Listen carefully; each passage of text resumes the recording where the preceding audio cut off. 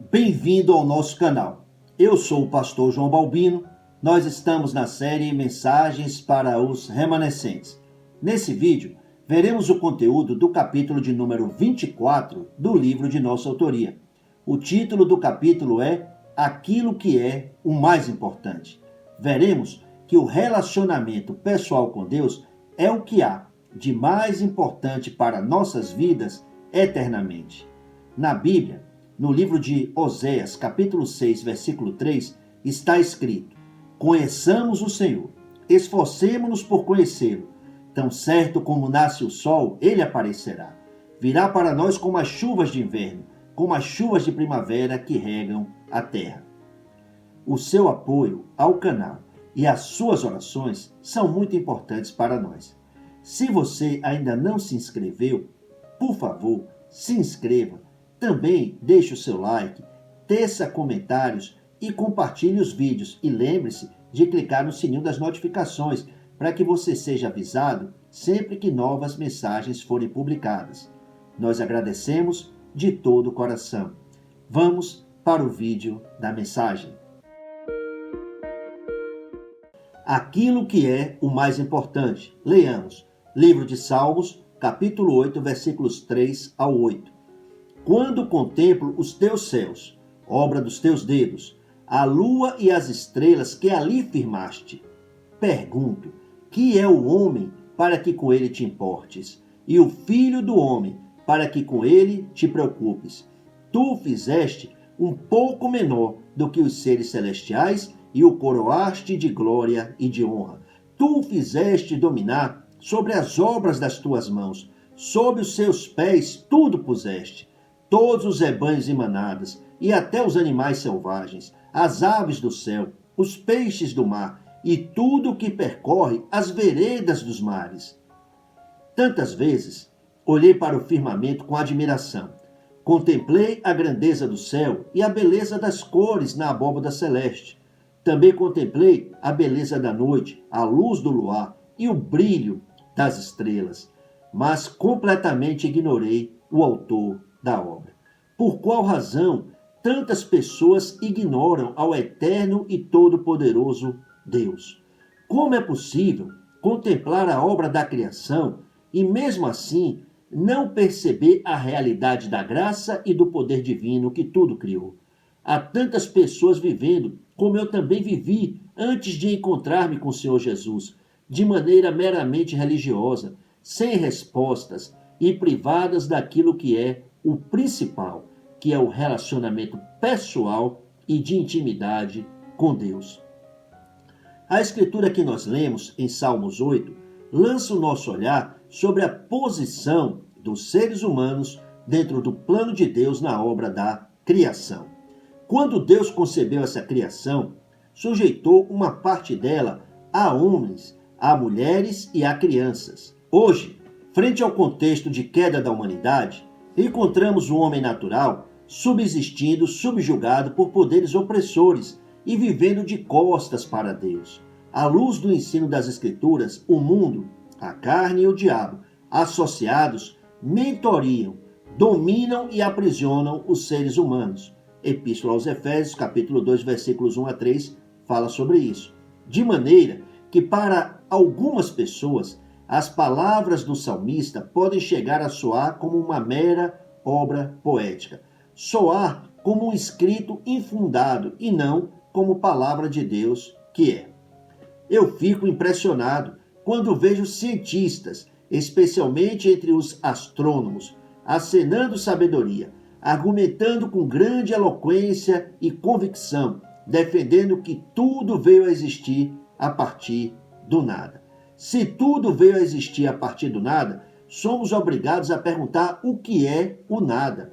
Como foi que o nada gerou a vida? Como foi que o nada gerou o extraordinário ser humano, distinto do restante da criação e agraciado com tantas capacidades? É certo que para ter dado origem a tudo que existe, o nada precisa ser algo distinto da alcunha que lhe foi atribuída.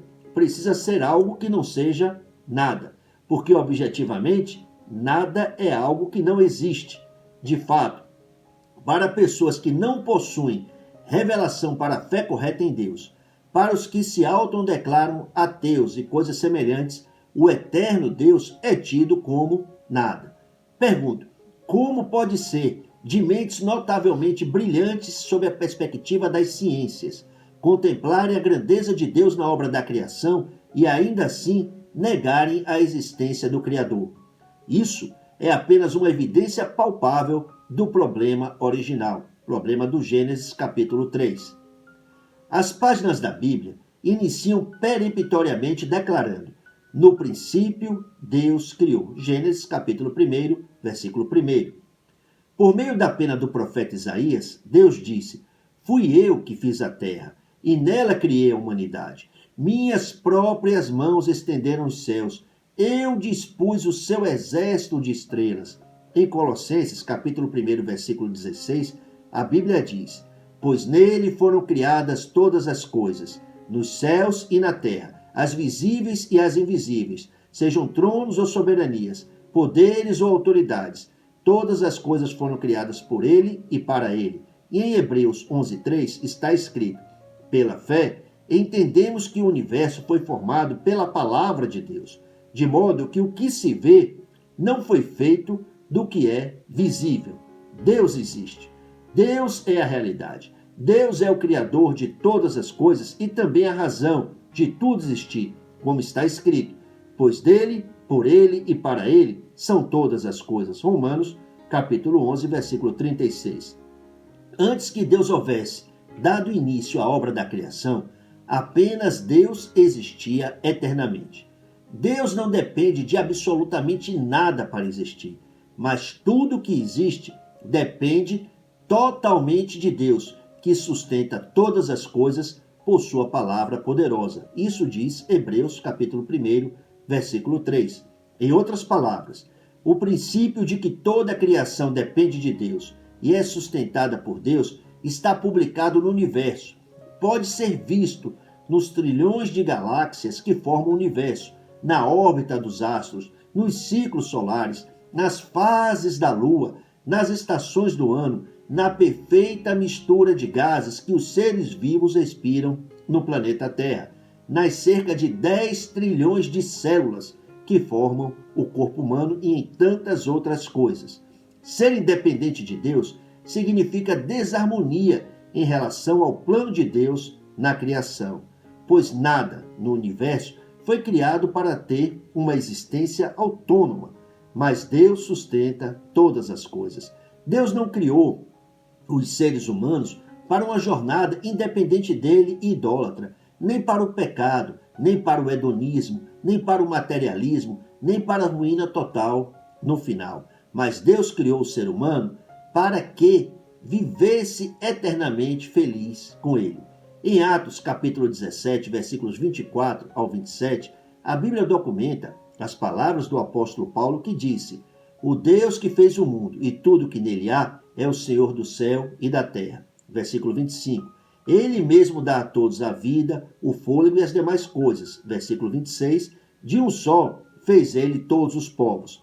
Deus fez isso para que os homens o buscassem e talvez tateando pudessem encontrá-lo, embora não esteja longe de cada um de nós. É interessante quando olhamos para o relato das Escrituras com respeito à personagem bíblica chamada Enoque.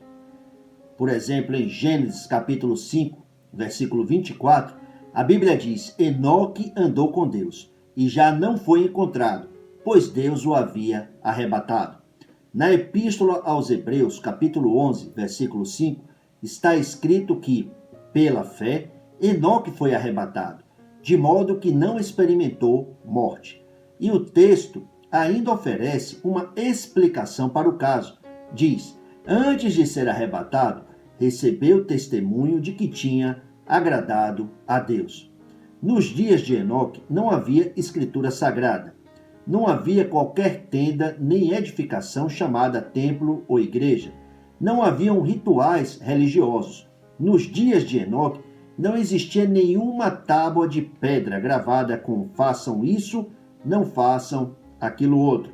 Moisés e a lei apenas apareceriam em cena alguns séculos adiante. Entretanto, Enoque andou com Deus e agradou a Deus.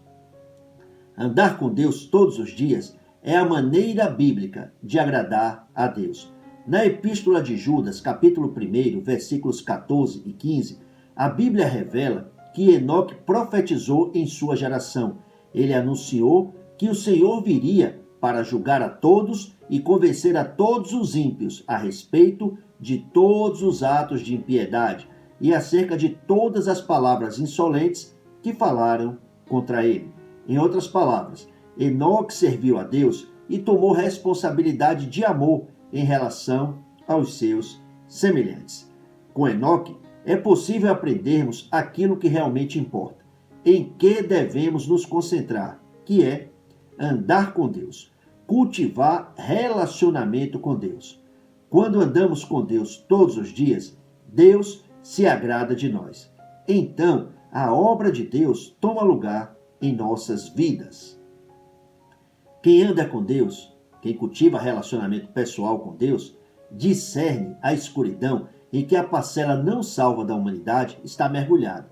Sabe qual é a razão porque um filósofo, ou um professor, ou um biólogo, ou um físico, ou um astrônomo, ou um cientista de qualquer área, ou qualquer pessoa, às vezes, acenando sabedoria, arrogantemente, loucamente, nega a existência de Deus. Também, por isso, para colocar luz no campo, profetiza em sua geração.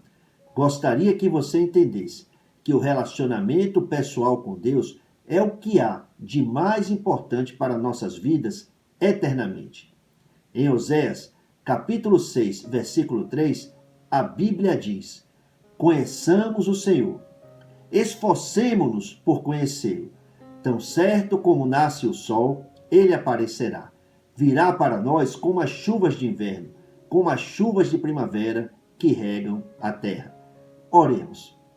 Pai, te agradeço pelo evangelho que me reconciliou com o Senhor, que eu possa desfrutar que o Senhor está junto comigo todos os dias, me devocionar diariamente e ser sua testemunha para todas as pessoas no campo.